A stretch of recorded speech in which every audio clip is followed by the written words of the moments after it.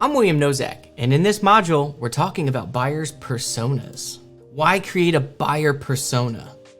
This can lead to knowing an ideal target audience better. And we're talking demographics, psychographics, what they do in their lives. We want to gather and aggregate as much knowledge about these personas that we can. Knowing the audience helps determine the type of marketing campaigns we're going to utilize. It's going to enable development of effective targeted content, images, the way we write it, what we present to these people, and it's going to help us solve their problems. Or we're going to at least present a solution for them.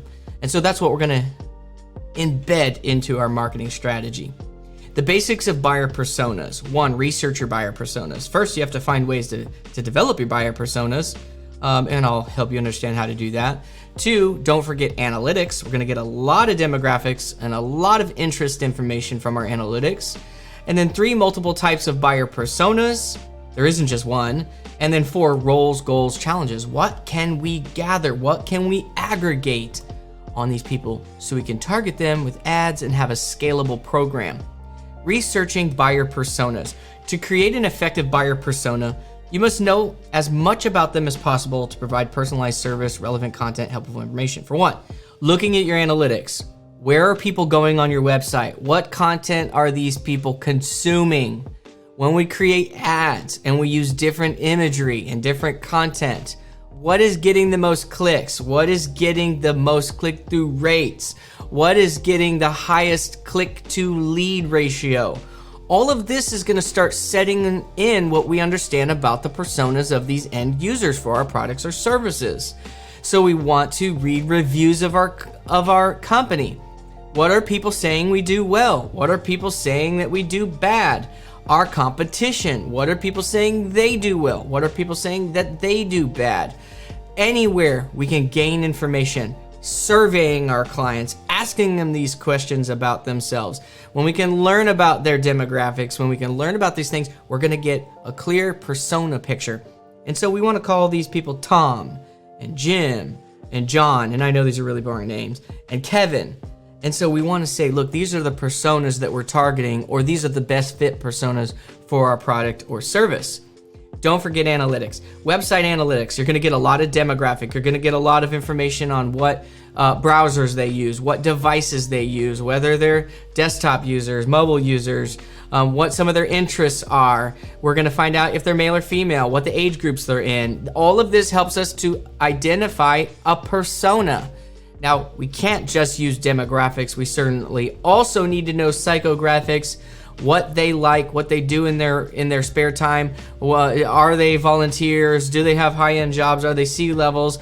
Are they blue-collar workers? Do they have families? Do they have pets? All of this helps us to build a persona, to target our ad copy, to target our imagery, and to target our strategies toward them. So pay attention to demographics. Focus on the journey on the website. Like I said, what blog content are they consuming? How do they navigate the site? This is going to tell us a little bit about these people. Multiple types of buyer personas. It isn't just one persona. There isn't just one buyer type. We're trying to aggregate information, right? Think of the bell-shaped curve. You're always gonna have standard deviations away from that bell-shaped curve, that people that just don't fit into that persona. That's reality. But think bell-shaped curve. The majority of these people should be able to fit into 2, 3, or 4 different personas.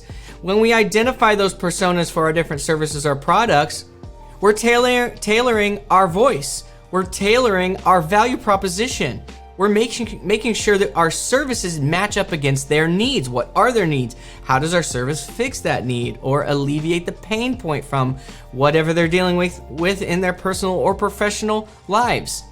So that's how we want to use this information. We set these personas, how our product matches up against them, and then we want to find more people like that because our product works really well for them. And then we don't want to really worry about the people that just don't match up on those personas. In the end, they'll probably leave us bad reviews anyway. Or maybe we create alternate products when those persona groups that aren't matched up to our persona groups are large enough. So roles, goals, and challenges. When you have the specific knowledge of what a buyer does and what roles they play in their life and business, content can be created that speaks to those specific roles. I know you've been targeted by companies that do really good in Facebook marketing. with one type of ad and you don't interface with it and it's a completely different ad tomorrow, and you don't interface with it and there's a completely different ad tomorrow, but you slowly scroll over that image, it tells the algorithm a little bit about you. The fact that the others just boom, boom, boom, and this one, it kind of caught your eye. Now good marketers can use that little bit of information, or the AI can use that information to present that set of images. We might have 3 or 4 within each set, trying to figure out a little bit about the persona, a little bit what visually stimulates in it a potential end user. And then the content as well. We're always trying to work in that content, that voice, that value proposition. So roles. It is important to know the role of a person professionally outside of work. That's why we have to survey people. We have to ask questions. We have to be nosy with our best clients. We have to learn from them. Their job titles, their job description, their marital status, parental status. They're all relevant to the psychographics and the persona. And so whether they're bosses, employees, volunteers, we want to develop this critical mass of knowledge about the best group that fits best with our product or service. Goals. One of the main goals with a buyer persona is understanding what your buyer wants. We can get that from good reviews, bad reviews, what they consume on the website. And that can determine which strategy to use that will be most effective, what social medias we market on. What social medias we don't market on, what times of the day, what days of the week, what age group and sex we, male or female, or other that we market to. Challenges. Finding and pinpointing the challenges a buyer might face is just as important as knowing their goals. Pain points are everything. Companies that are established have used companies, they've used services, they've used SaaSes. They know what those SaaSes and services and companies do well, and they know what they don't do well. So we want to understand what didn't work out in the past when they used another company or service. And then we want to match them up with our services if it's a perfect fit, if it's a good fit, or we know that our service fills that pain point or can alleviate that pain point. So we want to know these things. We're always, our personas are always changing. Where persona A, B, and C, maybe we're how we've gotten here, but slowly we are getting this persona D that we didn't even know existed, and we're like, hey, we love persona D. They have more money, they have more needs, and our server and our services can match up really well against them. Then we need to create marketing campaigns that target persona D. Persona A maybe is a great client, but they just can't pay what you need for your services any longer. And maybe you got here with persona A, but that's the trickiness of business, is persona A isn't necessarily what's going to be in the next 5 to 10 years of your company. Your company's growing, your services are growing, your systems are getting better, your value is improving for the end user, so now it's B and C, and then eventually you see this D erupting, or you see it starting to form. Then we're going to start creating some marketing and tailoring our services towards that persona.